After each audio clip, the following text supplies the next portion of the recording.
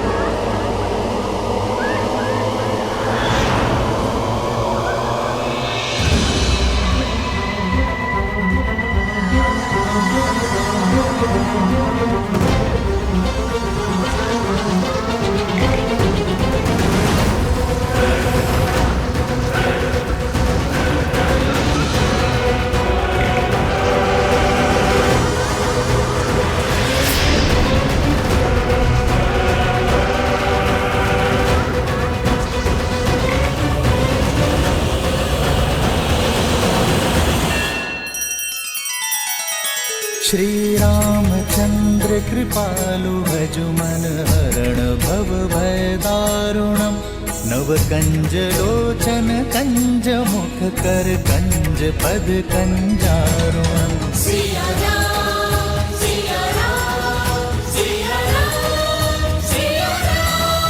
आदर्श और मर्यादा की है ये कथा महापावनम। काट मद श्री से मिला दे श्रीमद् रामायणम, श्रीमद् रामायणम। सिया राम सिया राम सिया राम सिया राम।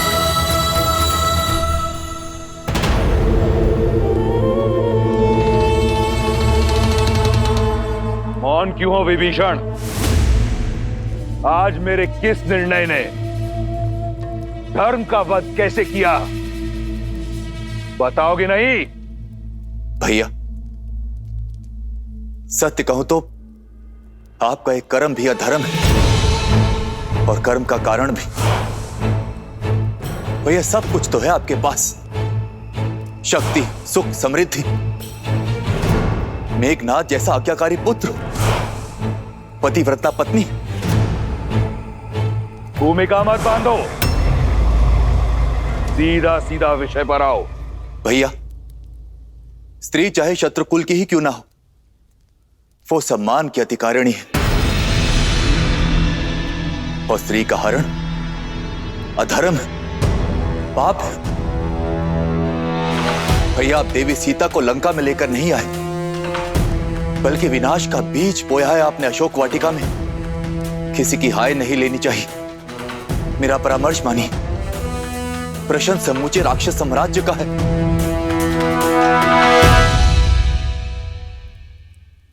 श्री राम को उनकी सीता लौटा दीजिए भैया।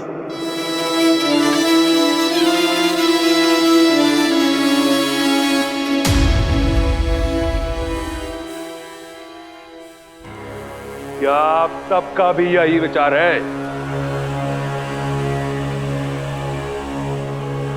दया आती है मुझे कि राक्षसों की सोच इतनी छोटी है। विभीषण, तुमने सबसे अधिक समय मेरे साथ बिताया है, परंतु फिर भी तुम मुझे समझ नहीं पाए।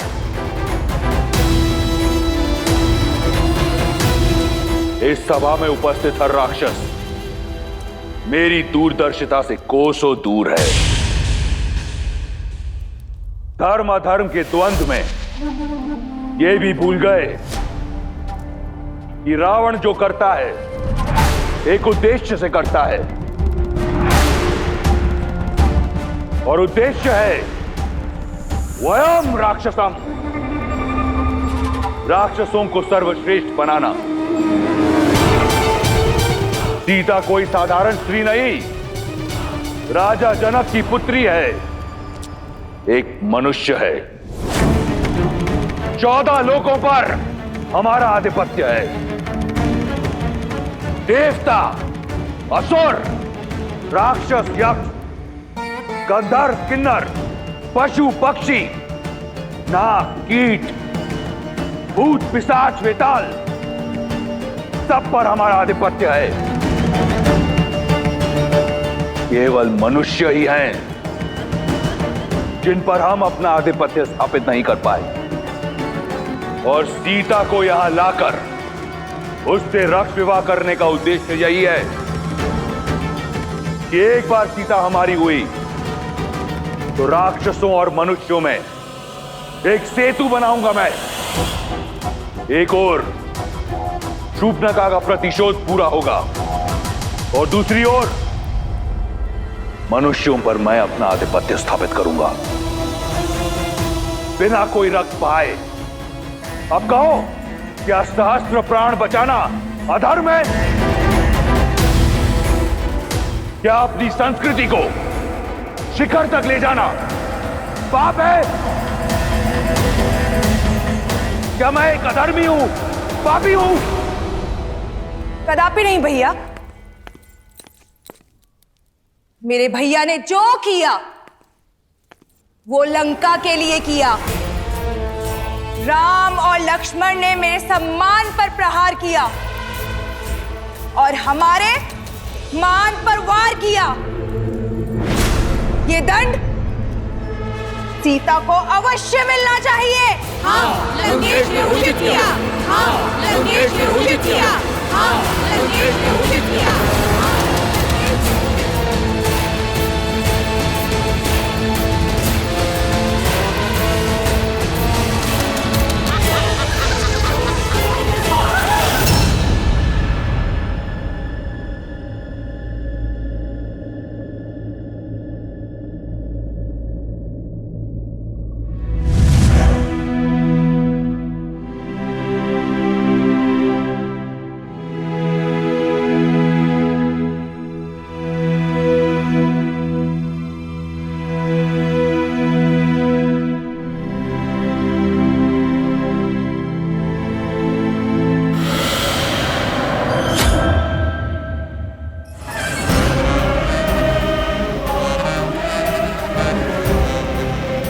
डरो मत,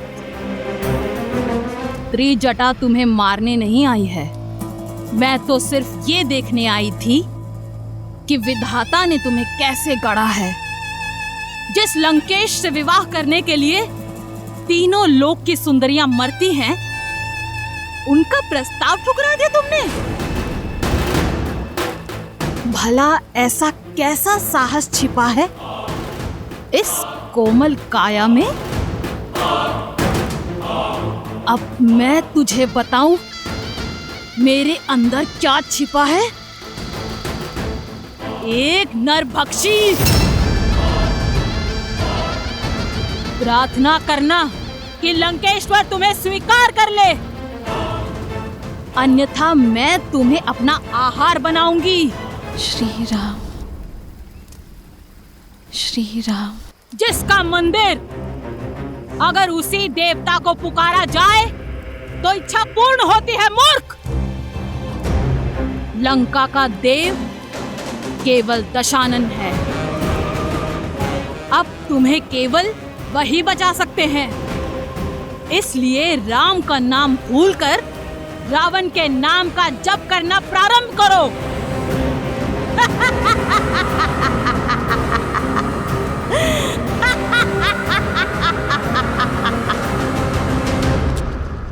अगली बार मेरे धर्म पर प्रश्न उठाने से पूर्व जान लेना कि मेरा उद्देश्य क्या है, अन्यथा मैं भूल जाऊंगा कि तुम मेरे भाई हो।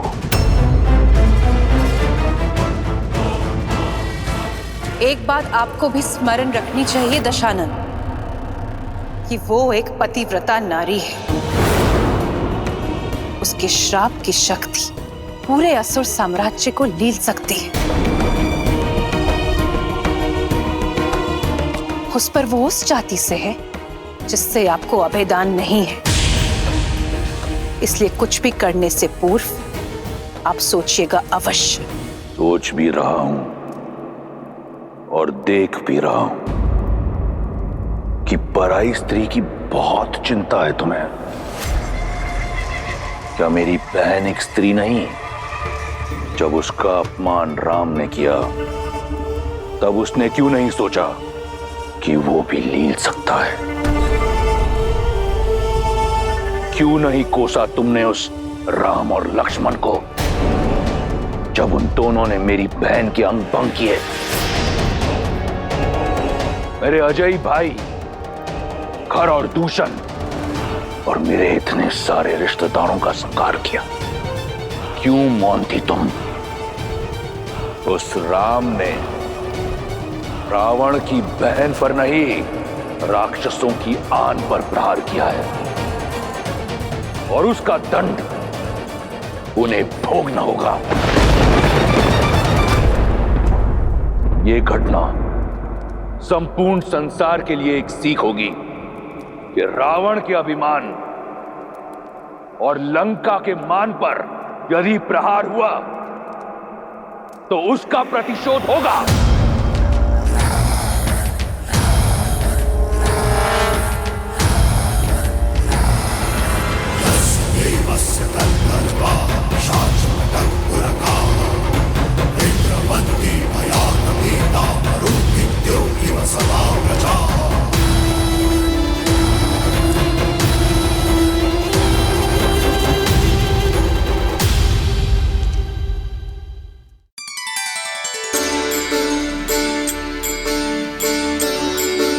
राम राम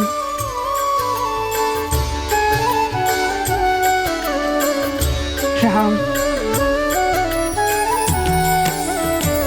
भज मन राम नाम सुखदाई, भज मन राम नाम सुखदाई।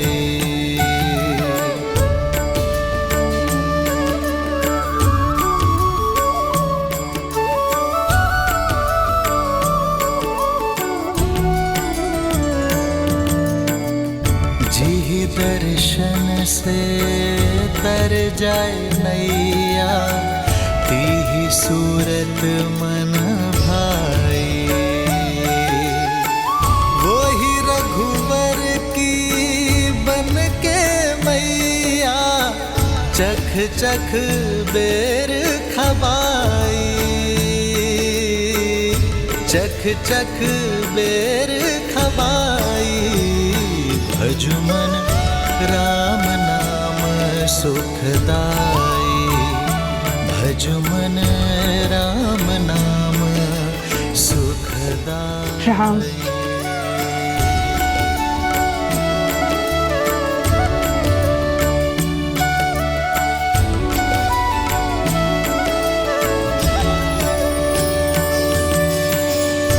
मात प्रेम से बड़ा नहीं कछु, धन्य हो शबरी माई। राम नाम जो कोई सेवत, सदा रहत सुखदाई। भजुमन राम नाम सुखदाई।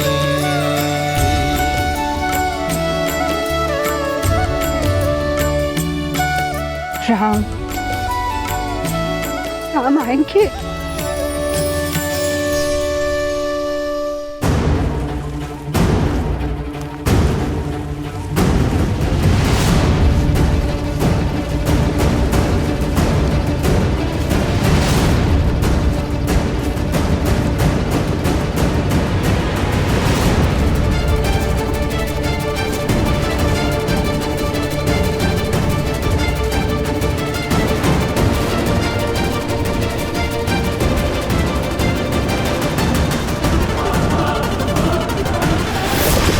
लक्ष्मण, लक्ष्मण,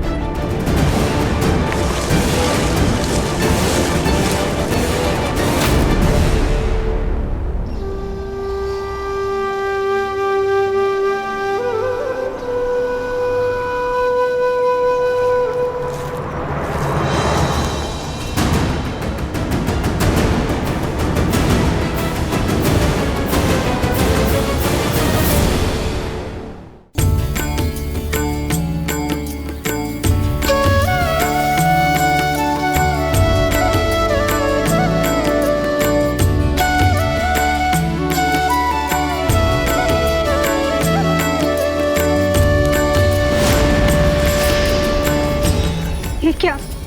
ये तो मैंने मेरे राम के लिए बिछाए थे। कौन है ये वनवासी जो वन मार्ग में पुष्प बिछाए बैठी है? मति भंग हो गई है इसकी। वर्षों से किसी राम की राह में पल के बिछाए प्रतीक्षा करते करते बुढ़ी हो गई है। प्रतिदिन आंगन सजाती है, पुष्प बिछाती रहती है और बुदाती रहती है किसी राम का नाम। कोई नहीं आएगा बुढ़ी माँ, अपने भगवान को याद करो और मुक्ति पालो। मेरे राम आएंगे, देखना। राम, मेरे राम आएंगे।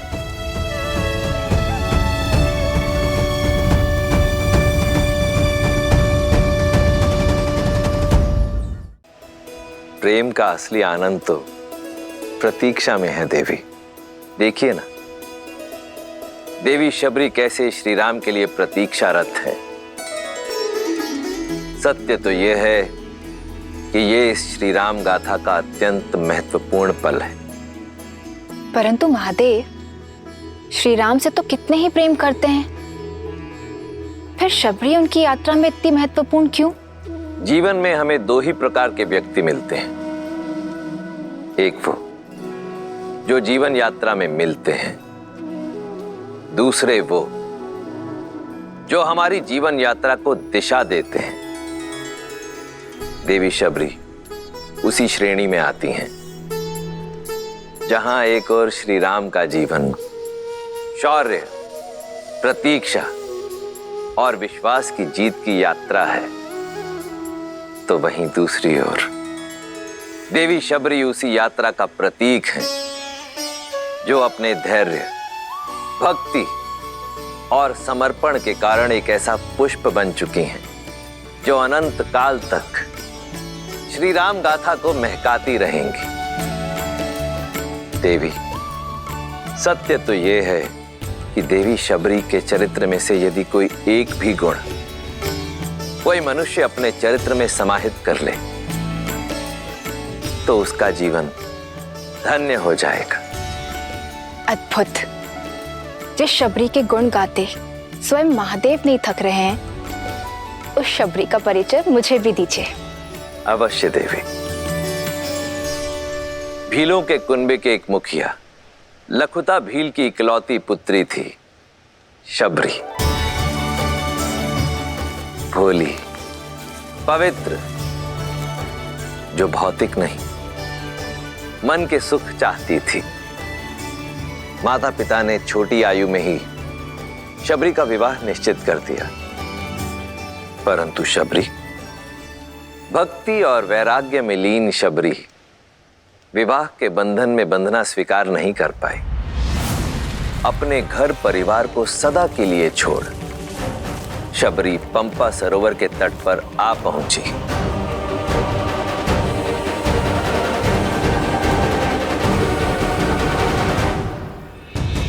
जहां नियति ने उनकी भेंट महान ऋषि मतंग से करवाई।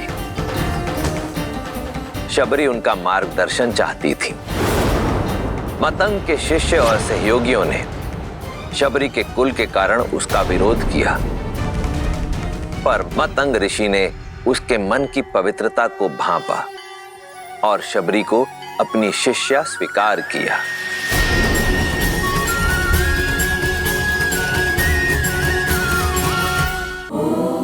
फिर ऋषि मतंग के सानिध्य से आरंभ हुई शबरी की आध्यात्मिक यात्रा। परंतु हर मनुष्य को समय पूरा होने के बाद जाना पड़ता है। ऋषि मतंग के जाने का भी समय आया। इस नश्वर देह का इस संसार में समय पूरा हुआ सबरी। इंद्रदेव मुझे ब्रह्मलोक ले जाने के लिए आए हैं। तुम्हारी सेवा और समर्पण से मैं प्रसन्न हूं। मैं तुम्हें ब्रह्म विद्या सिखाकर अपने साथ ब्रह्मलोक ले जाना चाहता हूं। आचार्य, आपने मुझे इस योग्य समझा। मैं धन्य हुई, किंतु मुझे खेद है कि मैं आपका यह प्रस्ताव स्वीकार नहीं कर सकती। गुरु की भेंट को ठुकराने का कारण? आचार्य, ये मेरा सौभाग्य था कि मुझे आपका आशीष मिला, किंतु मेरे जैसे ऐसी कई वनवासी स्त्रियां हैं जिन्हें ना तो ज्ञान का सानिध्य मिला, ना ही उसे अर्जित करने का कोई माध्यम, और मैं उनके लिए कुछ करना चाहती हूँ। यदि मुक्ति और मोक्ष ही ज्ञान उपलब्धि का माध्यम है, तो मुझे वो ज्ञान और मोक्ष का मार्ग दिखाए जो किसी जात पात, ज्ञान अज्ञान से परे उठकर किसी को मोक्ष दिला दे। आज अंतिम बार मेरा मार्गदर्शन कीजिए आचार्य। मुक्ति के लिए, भगवान को पाने के लिए भक्ति से सुगम कोई अन्य मार्ग नहीं है। यहीं पंपा सरोवर के तट पर कुटिया बनाओ। नारायण जब राम के नाम से मानव अवतार लेंगे, तब तुम्हें खोजते हुए स्वयं तुम्हारी कुटिया में पधारेंगे सबरी।